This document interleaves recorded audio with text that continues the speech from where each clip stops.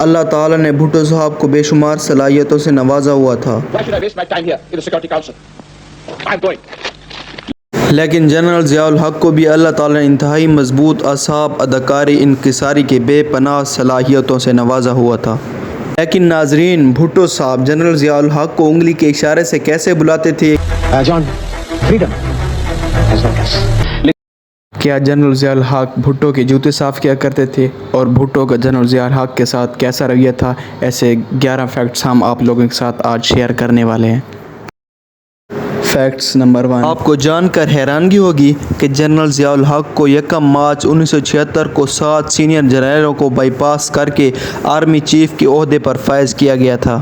Facts number 1، ایک بار جب general Zia الحق 1975 میں لیفٹیننٹ کے عہدے پر فائز تھے، اس وقت کے وزیر اعظم جناب ذوالفقار علی بھٹو ملتان کے اسٹرائک آف میں وزٹ کرنے آئے تو جنرل ضیاء الحق نے اس کا استقبال کیا اور ٹینک میں بیٹھ کر اس کا معائنہ کیا۔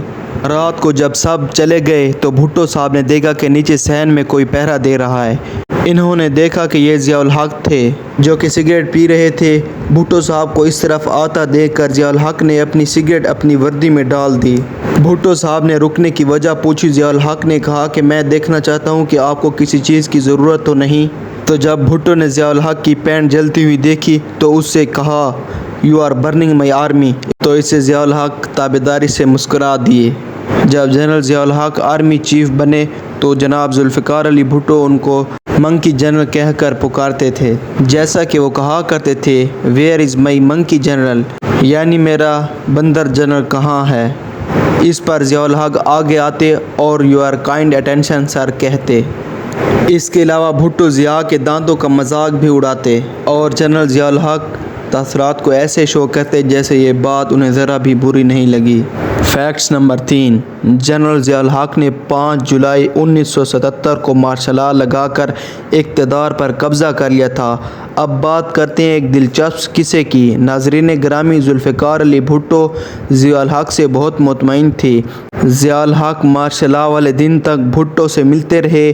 جب مارشل لاء نافذ ہو چکا تھا تو بھٹو نے ضیاء کو فون کر کے کہا مجھے وزیر اعظم ہاؤس کے باہر فوج اور گاڑیاں نظر آ رہی ہیں، چیک کرو یہ کیا ماجرا ہے؟ تو اس پر ضیاء نے کہا بس کچھ نہیں سر، ہم نے پوری کنٹری پر ٹیک اوور کر لیا ہے۔ فیکٹس نمبر 4، جنرل ضیاء الحق نے 3 اپریل 1979 کو بھٹو کو پھانسی دینے کا حکم دیا۔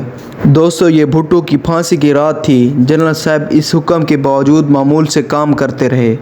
رات کو گھر گئے، کھانا کھایا، بیگم صاحبہ کے ساتھ روٹین کی گفتگو کی اور سو گئے۔ ان کی بیگم صاحبہ کو بھی ان کے فیصلے کی بھنک تک نہ پڑی۔ اگلی صبح 4 اپریل 1979 کو وزارت خارجہ میں میٹنگ تھی۔ ضیاء الحق مقررہ وقت پر میٹنگ کے لیے پہنچے، کرسی صدارت پر بیٹھے اور کہا میں آج پہلے ایک اعلان کرنا چاہتا ہوں کہ آج صبح عدالت کے حکم پر سابق وزیر اعظم مسٹر ذوالفقار علی بھٹو کو پھانسی دے دی تھی۔ ان کی میت کو پورے اعزاز کے ساتھ ان کے آبائی گاؤں گڑھی خدا بخش میں بھیج دیا گیا تھا۔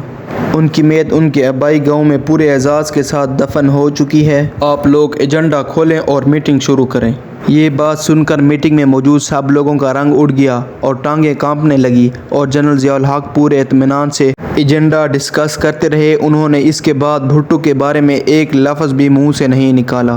فیکٹس نمبر 5، جب خانہ کعبہ میں بیٹھ کر جنرل ضیاء الحق نے وعدہ کیا اور وعدہ وفا نہ کیا تو chief of army staff Mirza Asadullah Baig اپنی کتاب کمپلشن آف پاور میں لکھتے ہیں کہ ضیاء الحق نے خانہ کعبہ میں بیٹھ کر کنگ خالد اور یاسر عرفات سے بھٹو کو پھانسی دینے کی بجائے کنگ کے حوالے کرنے کا وعدہ کیا، لیکن پاکستان واپس آتے ہی انہوں نے بھٹو کو پھانسی دلوا دی۔ حقیقت کیا تھی اب اللہ ہی بہتر جانتا ہے۔ فیکٹس نمبر 6، بھٹو کے مسلمان ہونے پر ضیاء الحق کو کیوں شک تھا؟ بھٹو کے والد سر شاہ نواز نے ہندو لڑکی سے شادی کی اور مسلمان ہونے کے بعد اس کا نام خورشید بیگم رکھا۔ بھٹو کی وفات کے بعد ان کی برہنہ تصویر بھی لی گئی۔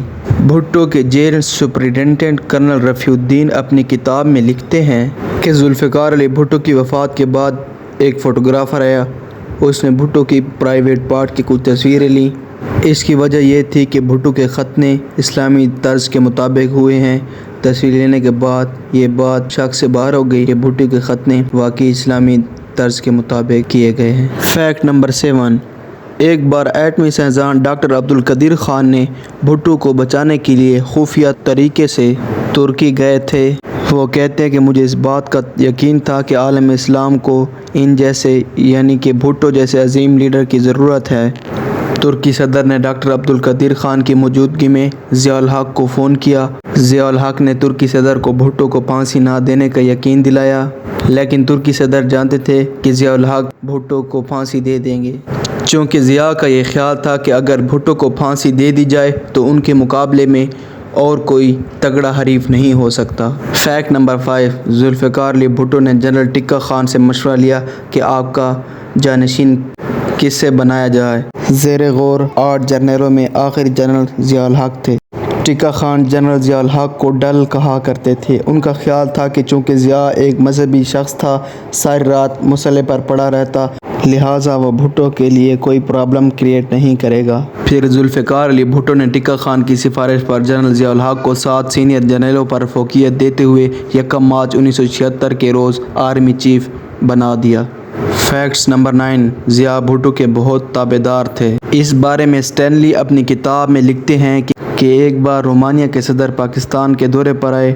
بھٹو نے انہیں مخاطب کرتے ہوئے کہا کہ چلیں میں آپ کو اپنے نئے آرمی چیف سے ملواتا ہوں، تو بھٹو نے دور کھڑے جنرل ضیاء الحق کو ایسے بلایا جیسے کسی دربان کو بلاتے ہیں۔ پھر ضیاء الحق دوڑتے ہوئے آئے۔ فیکٹس نمبر 10، پیپلز پارٹی کے بانی مبشر حسن بتاتے ہیں کہ ایک بار بھٹو کافی پی رہے تھے اور کافی ان کے جوتے پر گر گئی، تو ایسے پر ضیاء نے اپنے جیب سے رومال نکالا اور بھٹو کے جوتوں سے کافی کو صاف کرنا شروع کر دیا۔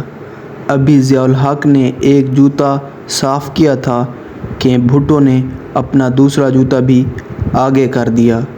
ابھی تاریخ کا ستم دیکھیں کہ ضیاء کے دور میں بھٹو کو پھانسی دی گئی۔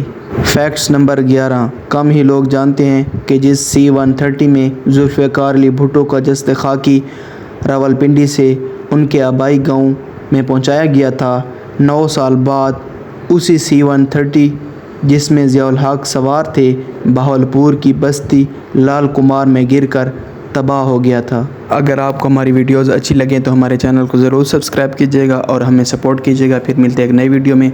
اپنا اور اپنے پیاروں کا ضرور خیال رکھیے گا۔ اللہ حافظ۔